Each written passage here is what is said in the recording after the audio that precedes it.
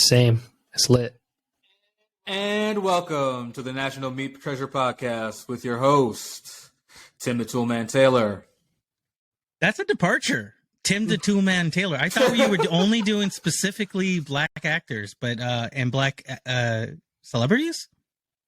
Well, now I was like Ellen DeGeneres like a few episodes ago. Yeah, you were. Shit, You were Ellen. Right. You were Ellen DeGeneres. It's literally what the first thing that comes to mind when we start recording. Yeah. It's literally all it is.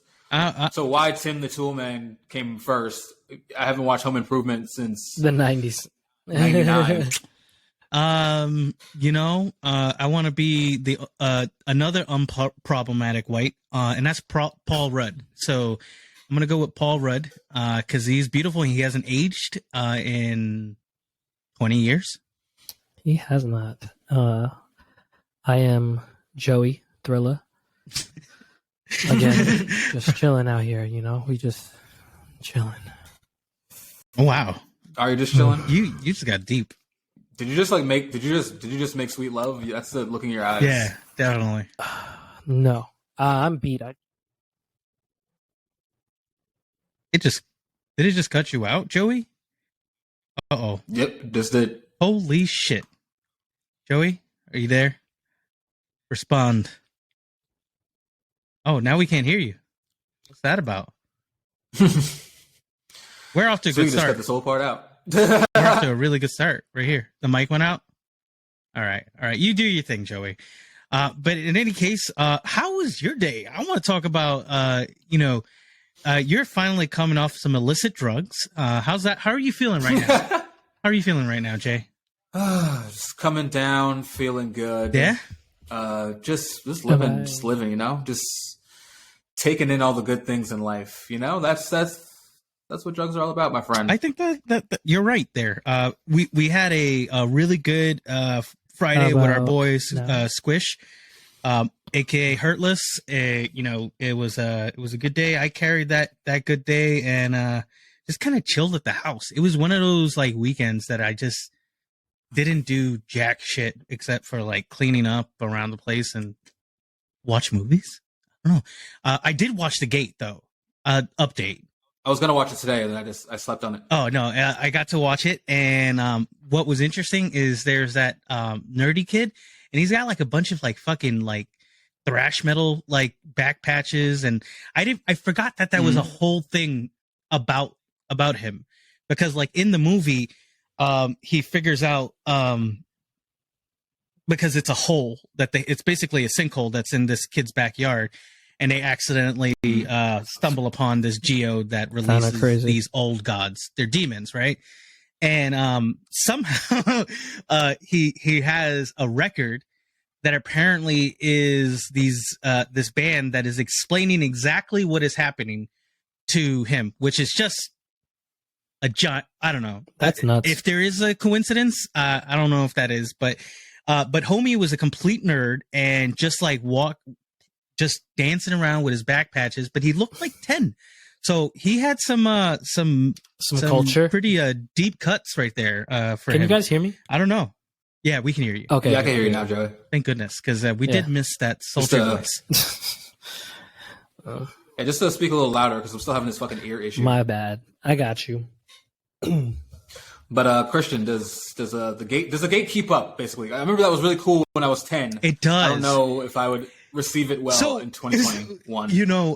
There's a lot of fucking shit that they say because it's like what, late 80s, early I want to say late 80s. They start throwing R words. They start calling people like F words. They're just throwing it everywhere. And he's like 8, I think, like one of the kids, like the main kid. He's like 9 or 8, and he's just calling everyone like just straight up like the craziest names. And I was like, this is weird. I did, it was jarring because I think it had been such a long time that I see just someone throw it out there like that. Like I was like, oh shit, that was a thing. We use that word a lot. And society has moved past that word. So that was interesting, but it did hold up. It was creepy. There was like a really funny scene because I don't know if you remember, they have this old dog and he dies. and there's like a boyfriend that's like trying to like figure out where to put the dog. He's like knocking at their house, but it's a obviously very fake like puppet, and it was just hysterically like bad. So that was something that I did enjoy, but it holds up. It's pretty creepy. I did more of a dive on Dolly Dearest. I don't know if you guys did, but it is absolutely not available to anyone. It is out of print. It is complete. They released it for They talked about releasing it for Blu-ray. They did it for a little bit, and it went out of stock, and it's gone. So I have not been able to see anything besides a trailer, but I do remember I did get to see it, and it freaked me the fuck out. So that was weird. Yeah, that's I don't know if I'm brave enough to do that. Like I said. So you really went on a vicious deep dive for Dolly Dearest. Yeah, bro, I really did. I spent like a couple hours just like trying to find someone. This is honestly like the beginning of a horror movie, because like there's one copy in existence that actually probably summons Dolly Dearest if you play it or some shit. So that's keep up your search. I definitely don't want to fucking. Do you guys know this about me? I am ridiculously fearful of anything like like supernatural, like shit like that. Like anything with like possession or demonic stuff. Like I'll watch it, but I'm ridiculously afraid of it. Like I have no basis, and I don't think I'll ever. There's part of me that says it isn't real, but there's part of me that isn't going to gamble. That's the reality. Mm-hmm. Like we made a pact, me and Joni, like before we got married, that like if we ever moved into a place and it just started going, like we're out, like we're packing up, we're packing up. There is no way in hell that I'm gonna find out. I'm not doing like like the plot of like Paranormal Activity where they just set up fucking cameras everywhere. I don't want to know that shit. I don't like. I have no idea. Like I am way too much of a chicken shit for that. Like that is definitely one of my deep fears, that one day I'm gonna walk and dating white women, as many as I've had, and white women having the fascination with haunted places.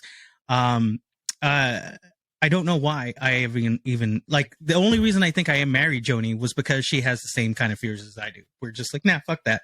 We're not doing that.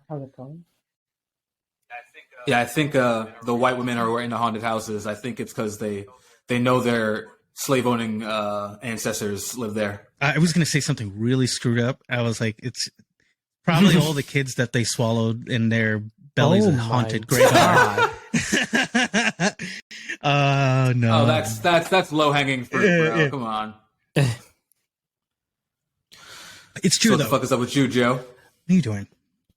I just been, working on music. Not even actually creating music, but uploading and but trying to get fucking your shit together and start a business in the music industry is all about infrastructure. And that's that's what I'm doing. Just trying to develop the infrastructure to get shit finally going. And I want to ask about this though. I saw that article that got written. That was a great article. I really did. I got to deep dive into it. So, like, were you a part of that at all, or did he? Was that like a solo venture? That was like a pitch I submitted to a blog that I was like, "Yo, check out our stuff." Awesome, man. Yeah. And they were like, "Yo, we fuck with it."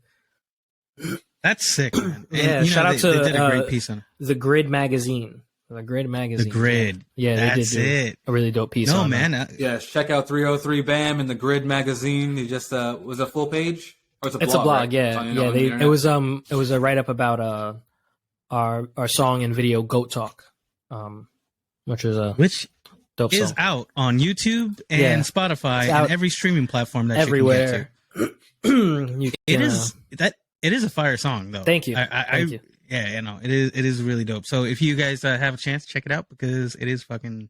You'll be very pleasantly happy with what you discovered, because I think you'll have a good time. You'll enjoy it. You'll have a good time. I think we all have a good time. I'm dry as hell because I have no weed, so my brain is just running off on fumes. I feel at awful this point for you. I'm so sorry, bro. Just grow a stalk in your backyard. That is exactly what I need to do, because I need to go out there like, reaching out like it's a tomato.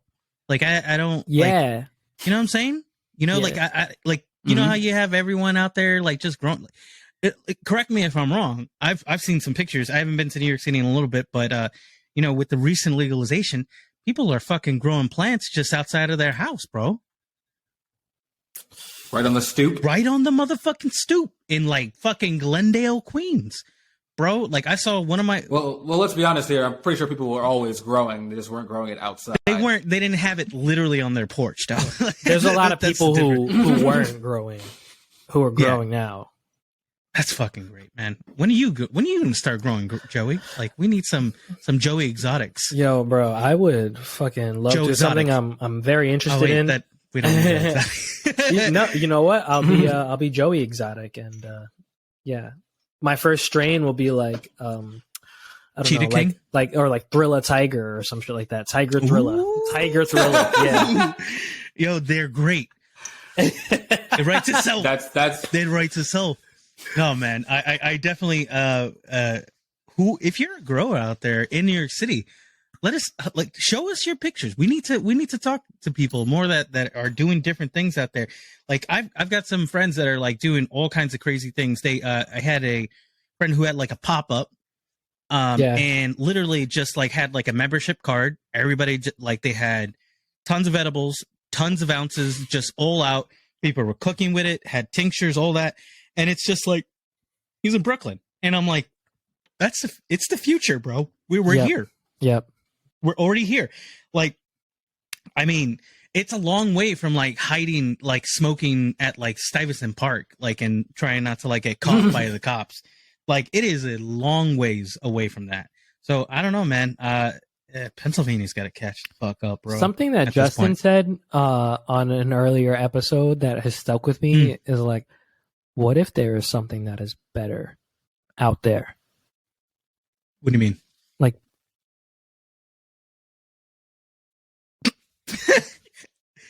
his mic just cut out again. Dick. Well, damn, this is suspenseful because I don't even remember what I have no idea. Bro. So, like, now I have to figure this out. This is it. No, definitely not coming back. It's fine. No, I have no idea, but let's take wild guesses at it. Here we are. Okay. No, oh, he was back for a second. Shit. What's wrong with your mic, bro? What if? Well, let's see. Let's see if we can guess. What if there's more out there in terms of what? Let's play charades. How about you mouth it and let's see if I can actually figure it out, because that'll prove if I can read lips or not. Like something. Oh. Give it a second. Like something better than we. Jewish vasectomy. That's what I got. That's what it was. It was definitely Jewish vasectomies. What if that's the? Are we talking about like a brisk wit, like a little bit of the snip at the tubes? Oh shit. Nah, I was like, shit out of myself. What if there's something better than weed, like another plant or fruit or something? I mean, but it's gone now, because we never got to touch it. Like we never got to try it or something like that. Yeah. I'm sure there's tons of things out there that get you high. Yeah, there's got to be tons in nature. We just don't know it yet, or maybe they have like very specific climate demands or something like that. Something that can't be shit. But it can't just be that and mushrooms getting us high. It's got to be a million things. Like everything we consume comes from the ground. Tylenol, et cetera, et cetera, et cetera. Yeah. It's all from somewhere. So listen, I don't really want, like, how do I phrase this? Like, if there is something else we can get high off there, I hope we don't discover it in our lifetime. No, I want the drug. Like, the way we treated whippets, bro. Not we, but, like, people in general. You mean the Juggalo community? Like, that's about it. Whippets. Whippets, bro. Like, who? I've never had whippets. Have you guys done that? I've never. There was a whole episode of Seventh Heaven about whippets. So it's not just juggalos. Wasn't Seventh Heaven about they huffing were definitely paint? Juggalos. It was huffing paint. It was huffing paint. I remember that. It was huffing paint. Wait. Didn't like the little kid have like paint all over his mouth? Like that was the best part. I think he like huffed and he like took the bag off and he's got like a ring of fucking spray. Ew, that's dirty. Dude, I don't want to be that desperate. I don't ever want to get there. Wait, I don't ever want to get there. A whippet is like inhaling like a fucking like whipped the cream, CO2 right? canister. Yeah. Yeah, the CO2. Well, you get the dispenser, like the one that you would make whipped cream with, and then instead of actually having cream, you just right in your mouth, and it gets you high for whatever. I don't even know. I think it lasts like no time at all. Like it's not it's like a long, few seconds, which is like not desirable for me. Like I do want to have like a nice little like I want to watch a movie. Like I don't want to have to like keep cracking things open like every 5 seconds. Like that's not like speaking of that's actually something I haven't done since the shutdowns happened. I haven't gone to a movie theater. I was like whippets. Wow. No, stoned. Like getting stoned and watching a movie. Like I do it at home, but there's something about going to a movie theater and to a giant recliner with a fucking ridiculously big bucket of popcorn and just being by myself. Really, I did that with The Last Jedi. That was the last time I did it. That was a while ago, bro. I went to the movies by myself one time to see Black Panther, and it fucking sucked. So I will never. Hold on. Wait, you said Black Panther sucked, and I've heard your take on this. No, you're saying you the hate experience it, sucked. You can't say Black Panther sucked. Black Panther was he fire. did. Michael B. Jordan was a bad actor for that movie. Yo, who's man's, bro? His role as Killmonger. There was so many times where he's like, that "Hey Auntie" line, like that was mad forced. Like that's not how you really talk, and it's very obvious. Yeah, no. That is exactly how he talks. You know, like, and I watched it 3 times just to make sure I didn't. Get the fuck out of here. So you really just didn't like straight up hated it. Wow. Like you might, the only thing I was felt not like down such with. An afterthought of a movie. Okay. You know who? You know what I mean? Like they made it after all these other Avenger movies came out, and they were like, "Oh, let's just do a cash grab and put out some." The only cool scene was, or the only thing cool I thought about the movie was the little sister John that like does all the Shuri. inventions and whatnot. Shuri, she's badass. And that like fight in the casino was pretty cool. Yeah, but other than that, I was just. She's not important in the Marvel universe.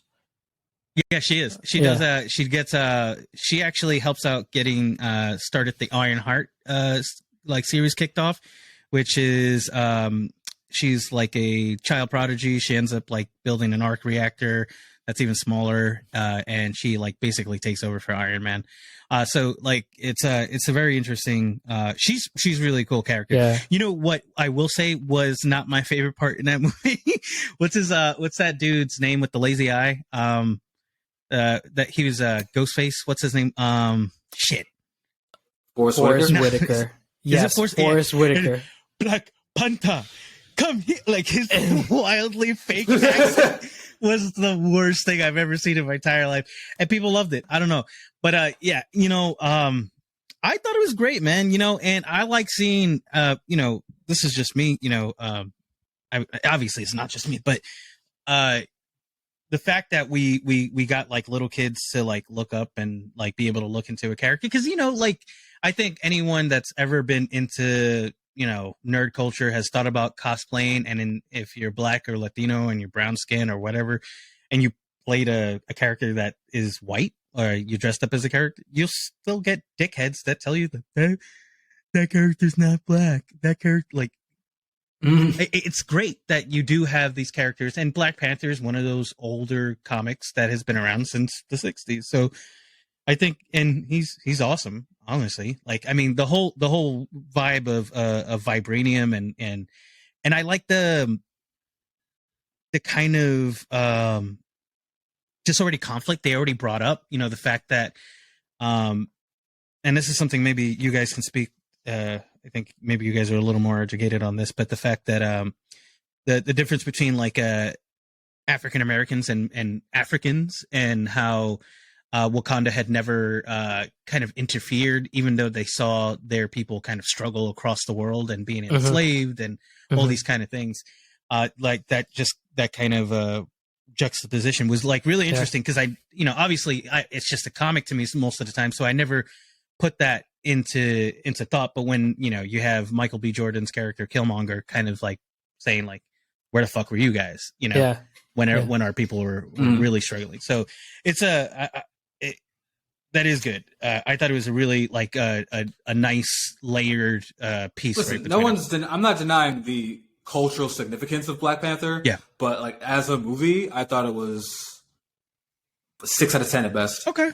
Hey, you know what? I will. Maybe if it was like a one-off shoot that like maybe if it came out like before the Marvel universe was a thing, then maybe. But like I feel like there was a standard there, and they did not meet it for me. Okay. Did you guys catch like What If, Marvel's What If at all? I've talked about this before. No, I haven't. Okay, so it's You have. Yes, you have. So they did. They just wrapped up on the last one. So spoiler alert: you got 3, 2, 1. There's one episode where essentially the Killmonger becomes the Black Panther. And there is no Chadwick Boseman's character is not there to be the next Black Panther and the Prince. So it's kind of basically it starts off from the first Iron Man where Tony Stark is in the vehicle and he gets attacked with the Jericho missile. I don't know if you guys remember that, but basically somehow he already has the plan, Killmonger, and he kind of steps in to save Tony Stark and becomes like Tony Stark's right hand man. So it's this fucking awesome arc where they start like they go into him just doing all these awesome things, kind of fighting alongside of him, but he's Killmonger. So he's not a good person at all, and he eventually betrays everyone around him, but does it in a way where no one suspects shit. Right, so he is able to kill Tony Stark. He's able to like literally just like do all these wild things. But that was again another just layer for that character that I really enjoyed. So it was a dope thing. I do recommend if you haven't watched it to try to catch that because it is different in a lot of ways. I don't know if I will. I don't want to get my feelings hurt again. What hurt your feelings? It just wasn't like everyone hyped this movie up because I saw it kind of like late after it came out, maybe like a month. Yeah. And like everyone hyped it. And then it was like, whatever. And then I started talking to black people about it. I'm like, just say it was mid. Like, all right, it was mid. And I'm like, got it. See, I'm lucky. Like, y'all just don't want to say it's mid publicly, but y'all know I'm super lucky because I don't give a fuck about Marvel movies at all. So it was just a fire movie to me because I had no like expectations at all. Yeah, I thought there was a lot of cool scenes in it, but I get it because like there are times where I ended up looking at my phone, and that's always kind of like the marker for me if I'm like really interested in a film, right? Because the more I start like diving into whatever I'm doing on that phone, I'm like, okay, yeah, you're tuning out. For some reason, something's making me tune out. So I get it, but I did like it a lot. It was a really cool movie. Just even the way the suit like came from the necklace, like that. That's fire. I was like, oh, and then you just see like Michael B. Jordan was. I would say it's probably the most overrated movie of the last decade. Wow. Justin, what Marvel movie would you suggest to watch since you have a very high standard? Which one is high for me? I'm gonna give it a band, bro. The original X-Men movie. I know no one's gonna rock with me on that one. No, but the original X-Men movies, really X1, X2, X3. Yeah, they were bang. I mean, they had crap, special effects because it was like 99. Yeah, but like I felt like the story really gripped me. They really did a good job of unfolding that world, especially with like the fact that they didn't really have a lot of experience doing that in cinema. You know what I mean? Like, yeah. I mean, this was like one of the first Marvel movies. Yeah. So the one that launched to like release. You're right. I mean, it's. I think I look back at it on today's lens, and there's things I don't like about it, but definitely overall, like at the time, I was so fucking like pumped seeing it. But I think the things I don't like about it is that they didn't dive completely into the comic world and I think that's might be why a lot of people do end up liking it. The fact that everyone had black suits, like, I don't know. I wanted to see my man Wolverine in a fucking full getup, bro. That's what I wanted to see. I didn't want to see a fucking, you know what I'm saying? I'm not trying to see Hugh Jackman in yellow and blue. Would have been so awesome. I don't care what not a rock for me. Don't care what anybody says. That would have been sick. But speaking of movies that are kind of a throwback, actually, I just saw that they're going to do a prequel to Willy Wonka. Get the fuck out of here. For what? Oh, I'm into that. I have no exactly idea. what I talked about. I'm into that. That's exactly what I talked about last week. Like, shit isn't made for us. We just get, like, the Redux shit for a money grab now. Yeah, I'm not sure why. I mean, the guy who, Timothy Chalamet or something like that. I don't know if you guys know who the fuck that is. But they did, like, a, behind the scenes, like, shot of him dressed up as Willy Wonka. And he looks more like the Gene Wilder version. Thank God, because I do not want to see somebody trying to do a Johnny Depp version. I don't know, man. Yeah, that Johnny Depp version was big time creep out. Yeah, that movie sucked. I didn't. That movie was so terrible. But like, he was way too good at being fucking weird. Oh man, that was a Tim Burton production, right? Like that. I think that so. Definitely was. So it felt like it. It was weird, man. I'm glad that we as a society have kind of forgotten about it for the most part. Yeah, because that was pretty terrible. That first one, I mean, besides the fact that the grandpa's a piece of shit for faking injuries, and then the minute free chocolate's in it, he jumps up. It was literally the man that. How do you have like 4 adults like bedbound and like feet to feet? Do you guys like? I just saw it recently with Jackson, so like that's why I remember it.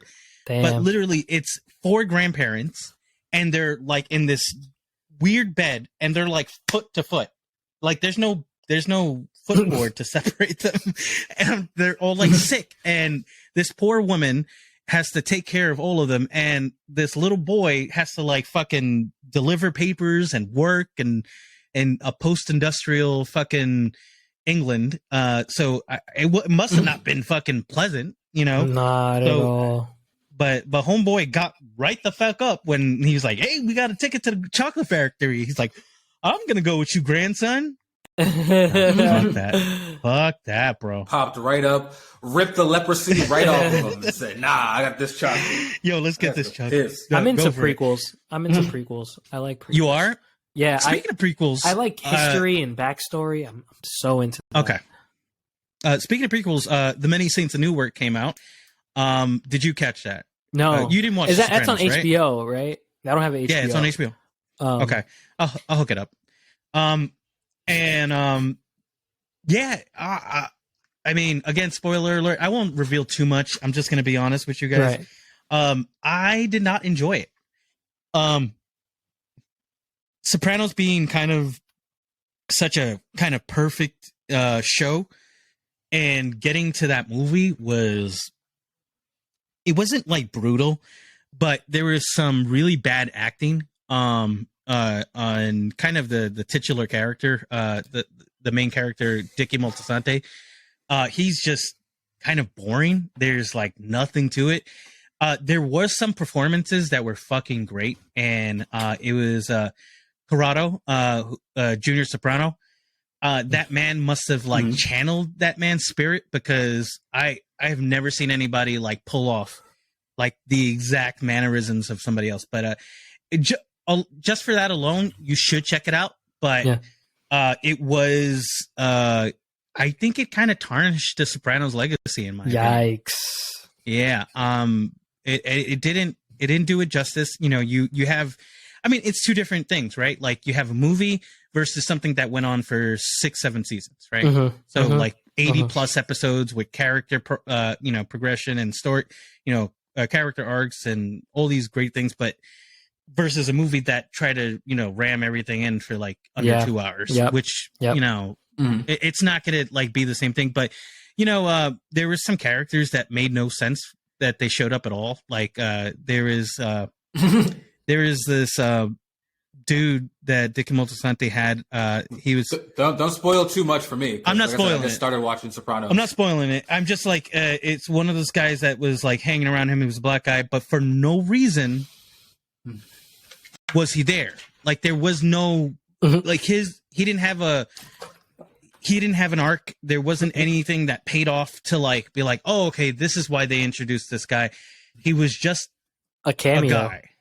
Yeah, and like he was in some important scenes, but it didn't feel like it was trying to further the story. It almost felt like they fucking cut like a lot. Oh. And yeah, like maybe like some of these characters were meant to be a lot bigger than they were.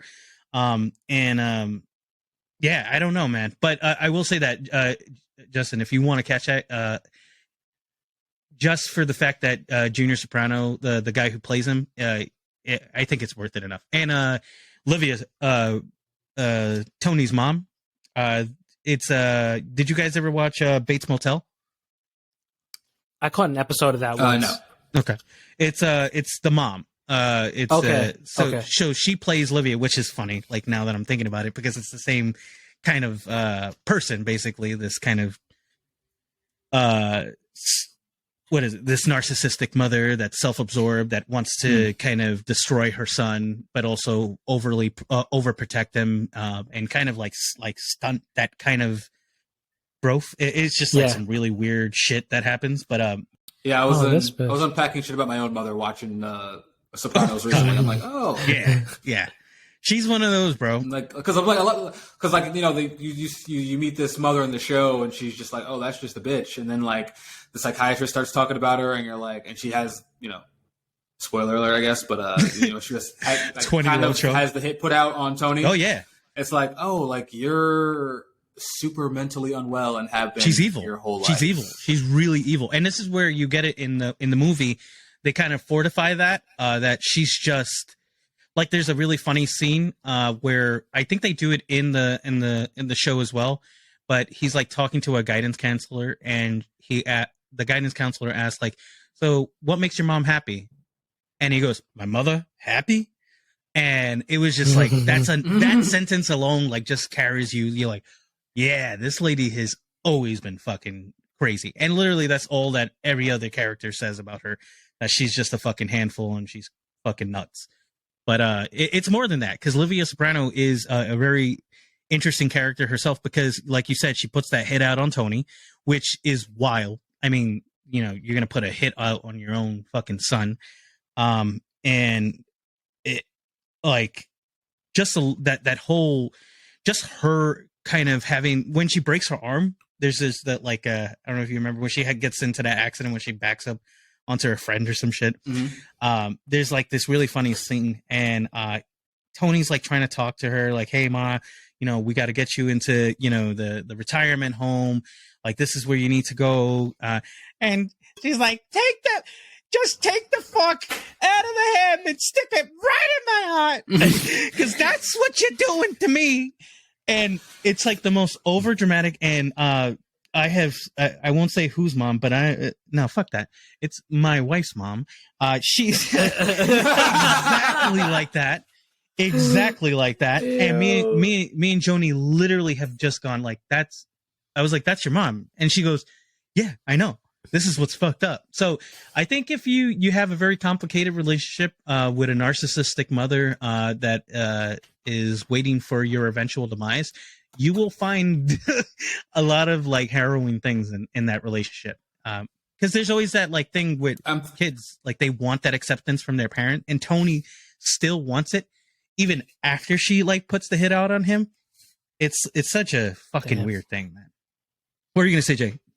I think we are seeing the downfall of the narcissistic mother trend, because I feel like a lot of our generation has that. Yeah, but I feel like basically their kids were their passion projects, and the further you strayed away from like being like your mom, being like your dad, I guess I thought it was like a reflection on them. I think us new parents kind of know more that like, okay, there's a billion different possibilities of what our kids can be. Yeah, I'm just gonna teach you right from wrong, and whatever else you pick from that basket, you go for it. But you're not like my legacy. You know, you're not my right. You're your own person. Like, I'm not trying to imprint my reality onto you. Yeah, I think that's pretty important. You know, like as a parent, like you don't want to. I mean, I've learned that kind of lesson as well, because it's like you don't. There's a difference between trying to force them into the mold and just guiding them. And you know, that was something that like I think I had a conversation with a cousin, actually the one we spoke about last week. I guess the other day on Friday. She was talking about her daughter, and again, her daughter's fucking cool. And but she's different, right? So she's a lot like how I was growing up. Like my parents didn't understand why the fuck I was why'd I have people equal shit stickers, or like, you know, Slipknot, or why, you know, I loved Mudvayne or Mushroom or any of those fucking weird shock metal bands, or just the music I listen to, you know, because, you know, it's early 2000s, Marilyn Manson's on top, you know, everyone that is freaky is on top. So I think it was I said to her, like, you know, for so many years, like, think like our parents just wanted to beat us into that mold. And she was saying that her own mother was trying to tell her that her daughter is disrespectful, or just like too different almost, you know, like just not a lady. Like I was like, which I called bullshit. I was like, did it work for you? Like, and she, you know, she said no. I was like, so like, why would it, like, why would you want to like listen to that person? Yeah. Like, you know, your mother is who she is. Exactly. Like your mother's who she is. And what our parents did was just literally kick us into being what they thought a person should be. And it didn't work. It just gave us a bunch of anxiety and made us feel fucking, damaged the shit out of us. So why not let this person who's naturally growing into this thing and just nurture it? Let them fucking be who they want to be. And right now, like I that's all I could do for my son. Like, you know, he's starting to form this like personality of who he is. And, you know, obviously I'm going to influence him. Obviously his mom's going to influence and, you know, his environment. But, you know, it's you gotta give them like room, like really a lot of room just to do what they got to do. I'm not a fan of anything else personally. I fuck with that. Yep. Fuck with that. Well spoken. So Thrilla, yes, you said you wanted to have kids when you were rich. What's the timeline on that? Big sip. On the timeline on me getting rich is in, I want to say, 1 to 2 years. The timeline on me having children, TBD, you know, because TBD. I just, this is the thing. I just be having to do shit and wanting to do shit, and raising up a person is going to get in the way of that. I know that. So like, let me rock, you know, just let me rock. I got to still do my thing. I'm slow, taking life slow, baby, you know, and I don't need no babies, baby. Listen, I get that. I don't know. You know, for me, it was kind of like one of those things where I like always, like I've always gravitated towards children. Like I like playing with them. I like laughing with them. You know, I think it was one of those things like babies. It doesn't matter. Like it's just doesn't matter what age you are, except for like a 16 to 17-year-old, which I think everyone's awful at that age. So yes, that's probably the only age I wouldn't fuck with. But like, you know, like anytime, you know, friends had their kids and brought them over, like I was always, you know, the one that squats on the floor, starts playing toys, and I have a good imagination. So like, you know, it was kind of one of those things like I really did want. So, you know, I'm glad that, you know, for yourself, like that's who you want to be for now, you know, and if it changes, if it doesn't change, whatever it is, I'm supporting you. Thank you. And I'll support people who want to make their own decisions, you know, like it shouldn't be that too much pressure around kids. Yeah. Like it's, you know, they are what they are. I want to make sure I have the experiences to, when I eventually do have kids, to really teach them and show them things. I want to be able to do all those things and say, this is what I went through. This is how we, you know, and I'm here for you to teach you all these things. But, you know, that pressure is real.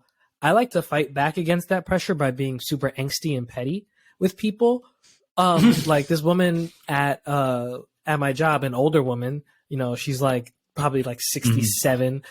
She's all like, you know, Joe, when are you going to have kids? I'm like, I'm not ready for kids. She's like, you're never going to be ready. I'm like, I have to take 5 pills every morning so I don't kill myself. And then she just got real quiet. And I was like, that's a good reason. Yeah, mind your fucking business, bro. Like, see, I want to do things. So let me rock. I get bro. I get that. You know, it's a real thing. Honestly, I don't think like 80% of people who have kids now should have them at all. On some real shit. Yeah. I mean, you know, that's why we're all damaged because our parents. It's so funny being in my 30s and like not really knowing what I'm doing because I'm like, damn, I was really getting raised by a person who not really know what the fuck exactly. they were doing. That's wild. Or even younger, bro. When I think of when my mom, like where I was at the age when my mom had me, I was like, there's no fucking way. Like no fucking way. No. Fuck no. Nope. It's nope. It's a crazy thing. Like my mom had me about 21. So wow. Like I can't imagine like being 21 and like having to be responsible for another human and then another human, 2 humans at like by 23.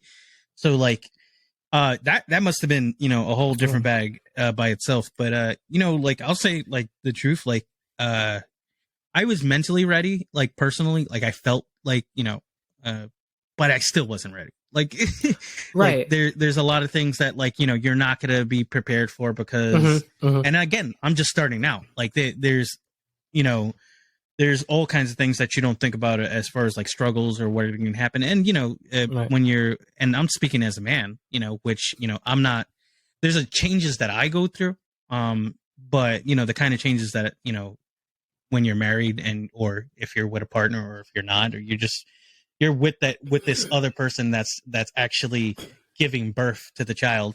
You know, there's a lot of fucking changes they go through, like, and wild ones. And like, you know, there's this whole kind of weird pressure, that society has around women, or just, you know, again, people that are giving birth, whether it's breastfeeding or not breastfeeding, all those kind of fucking weird topics.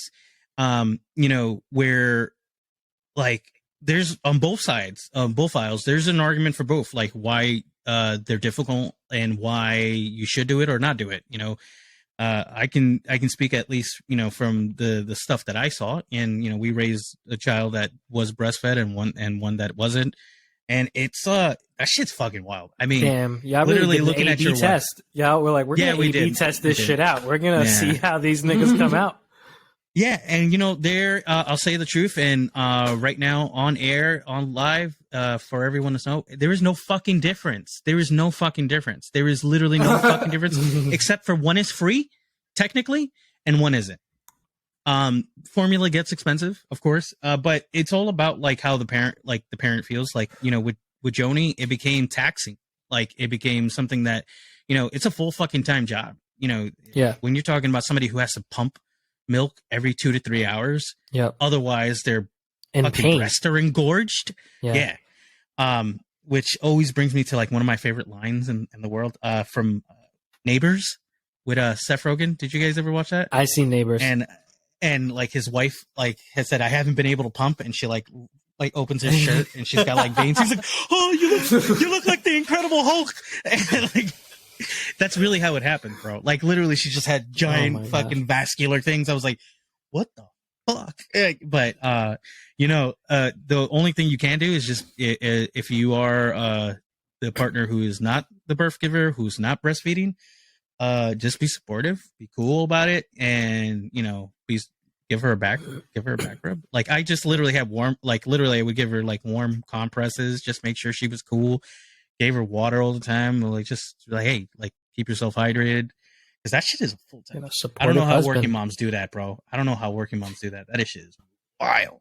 Niggas like, don't understand. Like niggas really be in the trenches, bro. Like you have to go to work. You're like, you know, you're walking a few blocks to the train and then to a bus and then working a whole day, having to take these breaks, and you're like going through all these physical changes. You're in all this fucking pain, and you're like, you gotta gotta do this again tomorrow. Like. Yeah, there's no privacy, like, or you know, and again, it's not about like, you know, whether like someone's showing their breast or not, but there's like no privacy sometimes. Like you get places where the bathroom is the privacy, and that's fucking unsanitary. It's nasty. Yeah, like who wants to be somewhere where like you're literally pumping so you can feed your child, and like someone's taking a wild deuce next to you. Like I don't think I want to support that. But listen, man. Letting it fucking rip. I don't know how we as a society sexualized breastfeeding to the point where weird. You can't Well, it's so, dude. We everybody fucks, and it's supposed to be this big secret, even though it's how the population continues. Yo. Everybody gets breastfed, or every person who has a baby produces milk, and then don't feed that baby in public. It's like as if the whole world was like, rules. all right, we have to feed this child, and the whole world's just like, fucking nipples, bro. Like fucking nipples. Bro, kids know. I've never. And that's a soundbite right there. Fucking nipples, bro. Again, no one's safe, so that's going up on the soundboard soon. No, man. That is one of those things where, like, as a, again, as a parent, like I was like hyper aware of, and Joni had did it for a while, and it's all based on her comfort level, right? Like it was kind of like, what she was willing to do and what she wasn't to do. And everyone's different in that regard. So, but the fact that you sexualized it, or people were sexualizing, or even shame people into it. Like I've heard situations where like a mother-in-law is going to like fucking give shit to the mom and be like, can you do that somewhere else? Like in her house. What? Yeah. Yeah. I have a friend who literally told me that her mother-in-law had literally shamed her in her own home, not like even at the mother-in-law's home, in her own fucking home, feeding her children. Like I don't know, man. Like that's one thing. Can we get rid of in-laws, especially unsupportive ones? Like, can we kill them? Get rid of in-laws and just get rid of shame in general. I feel like I've rid myself of shame pretty long time ago, and I'm cruising. Baby. You do not have a lot of shame. No, I can attest to that. I can attest to that. Well, that's a religious construct. So I just was like, you know what? I don't believe in God. Why should I have shame about everything? It is a religious construct. You're right. Thank you for that, Justin. Yeah, exactly. There are things you can be shameful of that are like non-religious, that are just kind of like fucked up shit that people do. You snake your man, and you're like, I think the concept itself comes from religion, because that's what told us what we can and can't do, right? So, niggas be eating pork, like, damn, I'm ashamed of myself, but because God doesn't want me to eat this. What pork. what about being like loyal? Like, damn, I'm ashamed of myself because I like did my best friend dirty because I was scared or in a moment of weakness or something like that. Like that's shameful. To who? Ooh. To the person experiencing it. There's a person doing somebody dirty who's like they're going to move on. Yeah, That's why you did them dirty in the first a lot of people though, they have that guilt, and then they hang themselves. Like Judas Iscariot. It sounds very personal. Oh, you did somebody nah. Who'd you do that to? No, Who'd you do that to, Joe? Look, ain't nobody free of guilt. Me. I ain't snake nobody. Everything's copacetic. I'm just talking about like the concept of shame. Like, I think someone could be ashamed of something, but is being ashamed different than shame in some way that I may not know because of some literary concept? Because I don't fucking know. I don't know shit. Like I said, really, it's all up to the person perpetrating, like they could feel shame, they could not feel shame, but like the reasons most people feel shame date back to this whole religious construct or whatever. Yeah. So, hey, listen, that brings me into something that we talked about maybe a couple weeks ago. And I was talking about so for those of you out there in the audience that don't know, I was not raised by my biological father. It is kind of a wild whirlwind story of what happened and whatnot. But I was talking about tracking this person down. So there's this what is it called? I don't know. Somebody who studied genes. I can't remember what the genealogist, maybe. Genealogist. I thought that was it, but I didn't want to say that and feel stupid. Yeah, I mean, it just sounds like somebody who studies Levi's, but no. So it was a customer of ours, that we bumped into, and somehow she shared the story, and she was telling us how because we were doing this cake because she is having a family reunion with a part of the family that never got to meet each other because he was put up for adoption and it was a closed adoption, and somehow through just linking up genes and looking at similar things, she was able to find the adoptive son, right? So it was great because they finally got to rekindle and they were going to get together, and that's why they had the cake. So my wife just kind of like struck it up with her and just like, hey, listen, you know, this is kind of something that's happened to my husband, and he's kind of, you know, always wondered. So like you said, like, do you want to open up that can of worms? But I actually brought this whole thing up just because I want to use this. What the? Damn you, soundboard! You failed. Damn you, soundboard! You failed me again. Should I do it for you? Yeah. He was gonna use a soundbite of "Who's your dad?" I want to meet that dad. I do want to meet that. What's he like? From Tim and Eric. Oh Jesus Christ! There it is. There it is. It was all for that. But no, I know how you feel. I didn't get your feeling, Joey. Like, what do you think? Like, I honestly, like, there's part of me that wonders and wants to know. And because of the situation, that I feel like maybe, you know, I mean, he could be dead, you know, right. And then I have no idea. Maybe that's why there was no other, you know, reach out, because he did try to step into my life. And because of this, because of my stepfather and my mother and how they felt about it, they didn't want him in anywhere near me. So it could be for a number of reasons. And I think I have a few good guesses as to why, because he is a Colombian in the 80s. And, you know, they, from what I know is that like a lot of my grandmother liked them. And anytime my grandmother likes somebody, it isn't always for the best reasons. It was probably because he had a good amount of money and was running things, and you know, she was like, you should go with him. Like, and you know, my stepfather was like, you know, his father just owned a convenience store. That was it. Like they weren't like, they're very kind of like humble people. They didn't have much, you know, so he didn't come for money, and he definitely didn't have any when he got here. So I don't know, like I guess I know Justin was like, I don't know, don't do that. It doesn't sound like a good idea, but what do you think? I mean, I'm the curious cat that gets killed, except for in shit that's like white people in scary movies. Yes. Like, I'm not curious when it comes to shit like that. But I, of course, you know, I think I love to know knowledge and history, and if there's a part of me that I didn't know, you know, like I would of course want to know, especially because you know, have said how shitty you felt your stepfather was. So it's like, you know, there's always going to be what would it have been like, or what could it be like, or, you know, who is this person that it, you know, should have been there, or maybe should not have been there, you know, and I'll why. be real with you too. You know, for pretty much until maybe right around the time I met Joni, which is when I found out all this stuff.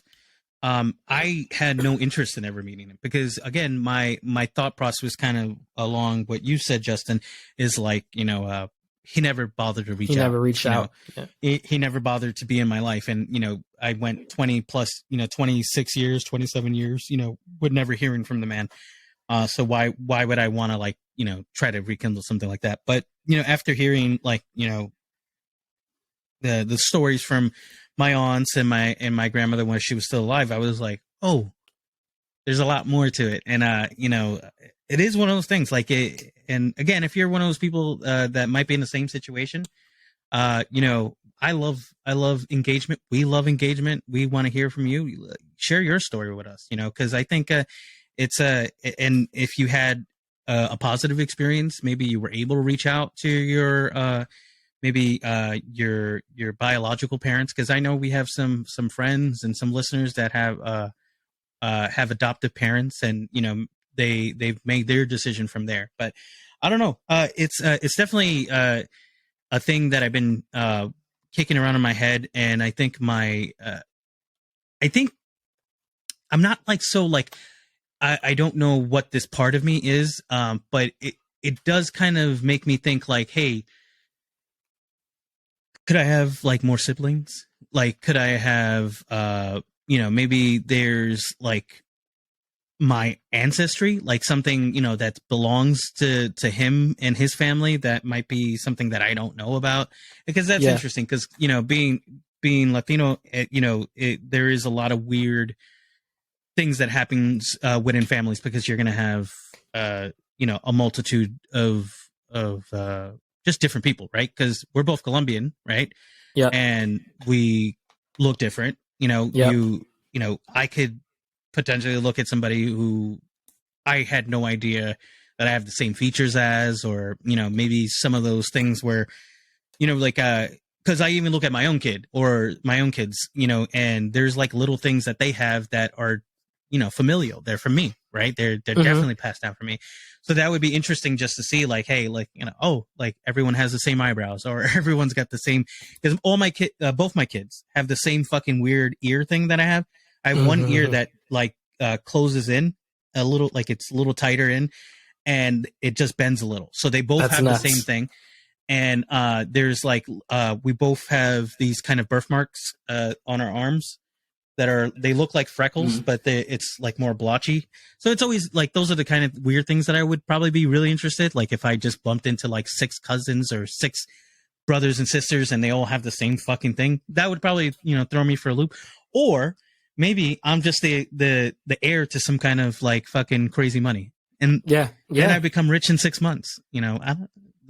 Well, when you put it that way about like meeting your cousins and whatnot, I'd have to switch my message, because I felt like when we talked about this, you were very much searching for your dad, and I felt like just giving anybody who hasn't been around your whole life like that much power is kind of scary, because you can't unlearn shit. This guy could be a piece of shit. He could be a murderer. He could be, or hound you for money forever. You know, maybe he's probably just an average guy if I had to guess. Yeah. But like, you just can't unlearn information like that, especially if you're putting so much weight on the information. Like, oh, this is my father. But like, if your goal is to like meet your entire extended family, then like, yeah.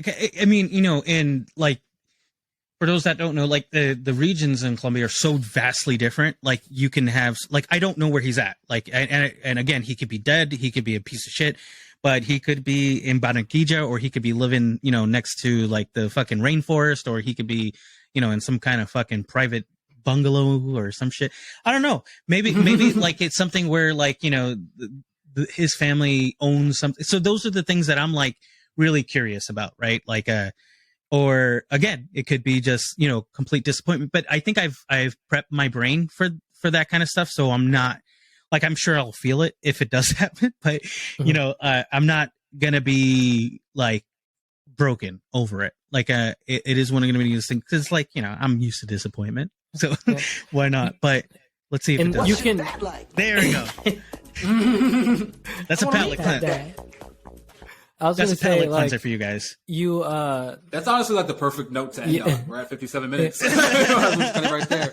You know what? I think that is a good time. You know, again, thank you, everyone out there who's been checking in. We're getting more subscribers over to YouTube. We're getting more folks checking in, really just talking about the stuff we're talking about. And I think, you know, once we drop some of those episodes and some other ideas that we've got, I think you guys are going to be pleasantly surprised at what we're doing. And again, we're at episode 25, boys. So congratulations. I'm gonna say that because that is a big marker for us. Yeah. We are at 26 hours of recording. Like, that's wild. Like, I don't know, man. That's almost a full-time job right there. You know, exactly. You know, thank you guys. I want to say thank you to you guys first off, though. Because Joey, you are a fucking awesome, special person that I've grown to know more about, and every week just fucking I'm in love with you, actually. I'm in love with you, and I want to marry you too, Christian. Why did you make that face, Thrillah? Because he doesn't know how to take compliments, just like you. Oh no, I bathe in compliments. They're my fucking blood. And Justin, you know, you have been one of my best friends consistently for almost 2 decades, and that's wild to say, but you know, I have seen you grown, and it's been sick. And the fact that we're on this journey and we're thinking about cool things that are going to be coming, you know, Should we tell the pod? Maybe think about going to a podcast convention. Maybe we see some people out there. You know, maybe we go to LA and the boys go to LA. Thrilla cheats on his wife. Yeah, boys trip. No, nah. To be honest, I don't think any of us are fine enough to bag girls in LA. LA people are. Bro, I'm just gonna get stoned. The last time I went to LA was 2008, and people were sexy. Say that. We're gonna find out. No, I'm not. I'm gonna get ridiculously ripped if we do go there and just like stroll for hours. Like that's all I'm gonna do. I'm just gonna spend my whole day at a dispensary one day. Because that's I don't know, man. I think I need to go to the motherland like that. I need to. We do. Yeah. We need to feel it. Well, the motherland would not be California for marijuana. The motherland is like Colombia, Jamaica. So why don't you take your Sublime records and go out there and see how that? I'll probably get shot. I would probably get shot if I put that out. The Kush comes from Afghanistan. But we got Acapulco Gold or Colombian Gold and Colombian Red. Those are some real strains, bro. Pablo Escobar, poked it all day. So anyway, that's enough of that shit. But again, I love you guys. Thank you for checking us out. Check us out everywhere on all the socials: TikTok, Instagram, Facebook at National Meat Treasure.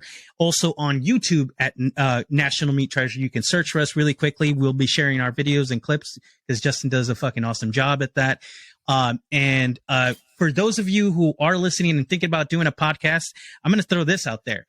If you want audio editing, or if you want social media, or if you just want somebody to help you figure it out, reach out to your boys, because I think we have all a talent that we can share with everybody. So, Justin, you can say whatever you want, but I'll go for it, bro. Yeah, just follow me on Instagram and TikTok at thin.cruel.lips. If you are of an adoptive family or, search for an estranged parent, send us your stories. Let us know. I don't really hear enough of those outside of Lifetime channel. That's a fact. Yes. Follow us on all social media.